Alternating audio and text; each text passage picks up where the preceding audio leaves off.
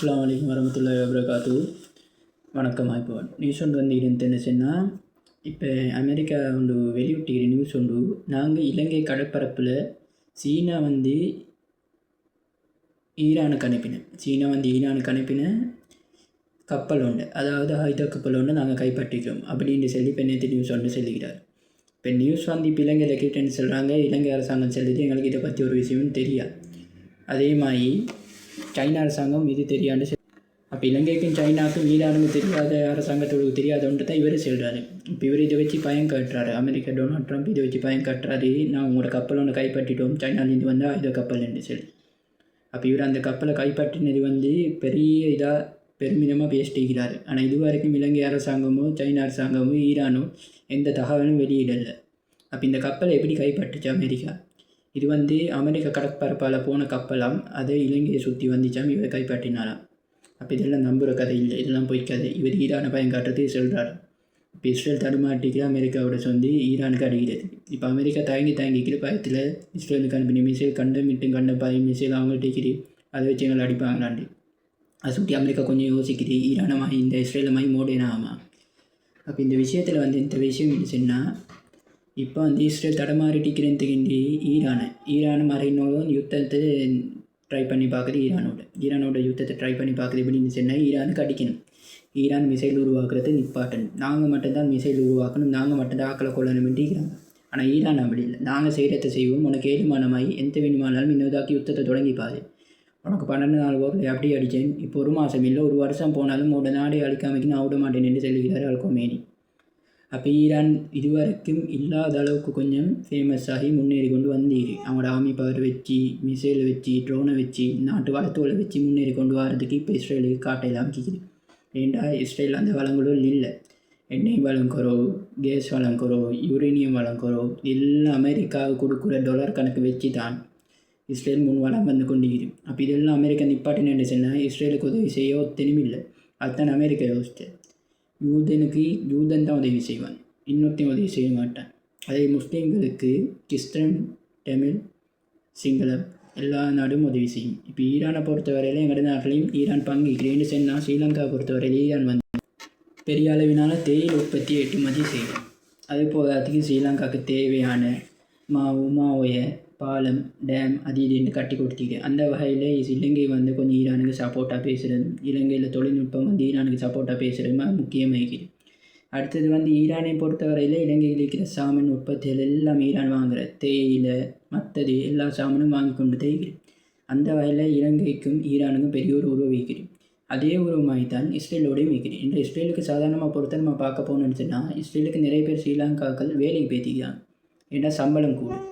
இஸ்ரேலை பொறுத்தவரையில் நல்ல சம்பளம் கொடுக்குறேன்னு சொல்லி வேலையை பேத்திக்கிறாங்க. அது மட்டும் இல்லாமல் என்னத்தண்டு சொன்னால், இப்போ இஸ்ரேலில் வந்து ஒக்குபட் பலஸ்தீன் தான் எல்லாம் கூப்பிட்றாங்க. ஏன்டா அது வந்து பலையில் எடுத்த ஒரு நாடு, பலஸ்தீன் என்ற நாட்டை இவங்க பலையில் எடுத்தது, அதை சுட்டி ஒக்குபட் பலஸ்தீன் தான் இந்த நியூஸில் வேணுமானு சொல்லுவாங்க. அதை சுட்டி இப்போ எந்தண்டு சொன்னால், இப்போ இது பிரச்சனை எப்படி போனாலும் இன்னொரு பிரச்சனை வந்து இப்போ அமெரிக்கா செல்ல பிரச்சனை. அமெரிக்கா என்னத்தை சொல்லுகிறேன்னு சொன்னால், நாங்கள் ஒரு கப்பலை கைப்பற்றிட்டோம், இந்த ஈரான் கப்பல் ஆயுதம் வந்த கப்பல் கைப்பற்றிக்கிறோம்னு சொன்னதுக்கு இதுவரைக்கும் ஒத்துக்கொள்ளலை. சைனாவும் ஈரானும் இதுவரைக்கும் ஒத்துக்கொள்ளலை. அப்படி ஒரு கப்பல் நாங்கள் அனுப்பவும் இல்லை, வரவும் இல்லை, அமெரிக்கா கைப்பற்றவும் இல்லைன்ட்டாங்க. அப்போ இதெல்லாம் போகிற வழி வகுத்து அவங்களே போகிற எடுத்துக்கொள்கிற விஷயம். அதுதான் சீன். வேறு எந்த இல்லைன்னு சொன்னால், அவங்களே போகிற தொடங்கி அவங்களே போகிற ஆரம்பித்து உலக நாடுகள் காட்டணும். அமெரிக்கா சத்தம் பெரிய வல்லரசு நாடு, மற்ற நாடு ஒன்றும் வேலை இல்லை அப்படின்னு சொல்லி காட்டணும். அடுத்தது வந்து சவுதியில் நான் இப்போ சென்னை இப்போ 2 மாதம் 1.5 மாதத்துக்கு முன்னாடி பார் திறந்தாங்க. ப்ரீமியம் ரெசிடென்ட் 5000 ரியால் வாங்குகிற சம்பளாக்கிறதுக்கு பார் திறந்தாங்க. அப்போ அந்த பாரை திறந்துட்டு இப்போ சொல்லிக்கிறாங்க, சவுதிகளுக்கு வேலை செய்கிற ஆக்களுக்கு தான் இந்த பாரை யூஸ் பண்ணலும், முஸ்லீம் அல்லாதவர்களுக்கு, முஸ்லீம்களுக்கு குடிக்கலாம், முஸ்லீம் அல்லாதவர்களுக்கு தான் பாரை யூஸ் பண்ணலும் என்று சொல்லிக்கிறாங்க.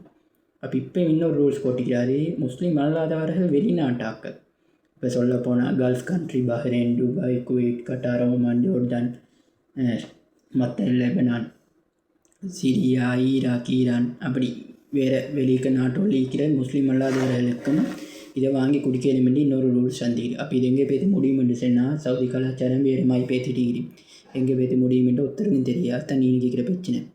அடுத்தது வந்து சவுதியில் என்ன ரூல்ஸ் வந்துக்கிறி முந்தி பண்டிகை காலம் அப்படின்னு சொன்னால் ஹஜ் பெருநாள் நோம்பு பெருநாள் பொதுவாக முஸ்லீம்கள் மட்டும்தான் கொண்டாடுறது அந்த நாட்டில் சவுதி ரூல்ஸ். இப்போ கொண்டாடப்பட்டிருக்கிறது என்னென்னு சொன்னால் கிறிஸ்மஸ். இப்போ கிறிஸ்மஸையும் கொண்டாட வேண்டிய சவுதியில் புதிய ரூல்ஸ் வந்து முகமது பின் சல்மான் கொண்டு வந்திருக்கிறாரு. அவரோட வாப்பா இல்லாத காலத்தில் அந்த கிறிஸ்மஸ் இது ஒன்று மீக்கல்ல, அவராட்சி செய்கிற காலத்தில் ஒன்று மீக்கல்ல. இப்போ அவரை புதுசாக கொண்டு வந்திருக்கிறாரு, கிறிஸ்மஸை கொண்டாடிடும் அப்படின்னு சொல்லி கொண்டு வந்திருக்கிறாரு.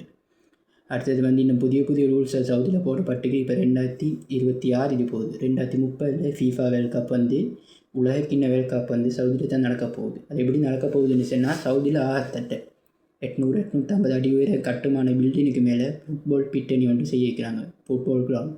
அந்த கிரவுண்டில் லட்சக்கணக்கு பார்வையாளர்கள் வந்து பார்க்கலும் அது மாதிரி விலையும் மீக்கும். அது மாதிரி போச்சு இப்போ 2030 அவங்க கட்டுமான பணி ஒன்று உருவாக்குறதுக்கு. இப்போ ஏற்கனவே கட்டாரில் தான் ஃபுட்பால் மேட்ச் போத்துடிக்கு. அதுவும் சாதாரணமாக தலையில் நிலமட்டத்தில் ஃபுட்பால் பிட்டனில் பேத்துடி. இப்போ சவுதி ட்ரை பண்ணுறதுன்னு சொன்னால் கட்டாரை வந்து ஃபேமஸ் ஆக்குறது. கட்டாரை வீடு ஃபேமஸ் ஆக்குறது எப்படின்னு சொன்னால் மேலுக்கு ஃபுட்பால் மேட்ச் ஒன்று வைக்கிறதுக்கு மாதிரி அவங்க ட்ரை பண்ணுறாங்க. அப்படின்னு சொன்னால் 1000 அடி மீட்டரில் ஒரு பில்டிங்க்கு மேலே ஒரு கிரவுண்டை உருவாக்கி அந்த கிரவுண்டில் லட்சக்கணக்காக்கள் பார்க்க எதுமான மாதிரி ஃபுட்பால் கிரவுண்ட் ஒன்று உருவாக்குறதுக்கு ட்ரை பண்ணிட்டு இருக்கிறோம். அது வந்து 2030 முடியும் என்று சொல்கிறாங்க அப்படின்னு கேள்விப்பட்டுக்கிறேன். அடுத்தது வந்து என்ன சொன்னால் பீகார் இந்தியாவில் நிதிஷ்குமார்னு சொல்லி அமைச்சர் டாக்டர் பட்டம் எடுக்க போன முஸ்லீம் புள்ளியோனுடைய ஹிஜாபை கட்டி எடுத்துக்கிறார். அப்படின்னா ஃபேஸ்கார் புள்ளியோனுடைய முகத்தை திறந்து கேலி செஞ்சுக்கிறார். அப்போ அந்த புள்ள என்ன செஞ்சுக்கிறேன்னு சொன்னால் எனக்கு இந்த பட்டமே வேணும் என்று சொல்லி தூக்கி போட்டி. அப்போ அது வந்து சரியான விஷயம். தண்டை மரியாதை தண்டை மார்க்கத்துக்காக வேண்டி அந்த புள்ள இஸ்லாம் மார்க்கத்துக்காக வேண்டி அவ்வளோ பெரிய பட்டம் லட்சக்கணக்கான சம்பளம் டாக்டர் பட்டத்தை வானம் என்று சொல்லிக்கிறான். அப்போ இதமாக இந்தியாவில் இன்னும் நடந்து கொண்டு தான் இருக்குது. ஏன்னு சொன்னால் இந்தியாவில் முஸ்லீம்களை பொறுத்த வரைக்கும் மாட்டரைச்சி விற்கப்படாது. அதே இந்தியாக்கள் இந்த மாட்டரைச்சை விற்கலும் அறுத்து கிறுத்து வெளிநாடுகளுக்கு விற்கணும் அப்படின்னு ஒரு ரூல்ஸ் இருக்குது. அப்போ இந்த சட்டமெல்லாம் எதுக்கு யார்? மோடியோட அரசாங்கம் சட்டத்துக்காக. மோடியோட அரசாங்கம் இதுவா? பீகாரில் இது அரசாங்கம் இது வெறுப்புத்தன்மைக்காக உண்டாகிற விஷயம். அப்போ இந்த விஷயமெல்லாம் பார்க்க போனால் ஒட்டுமொத்த நாடும் யோசிக்கணும். இன்ஷா அல்லாஹ் அடுத்த நியூஸ் நான் வந்து பார்த்து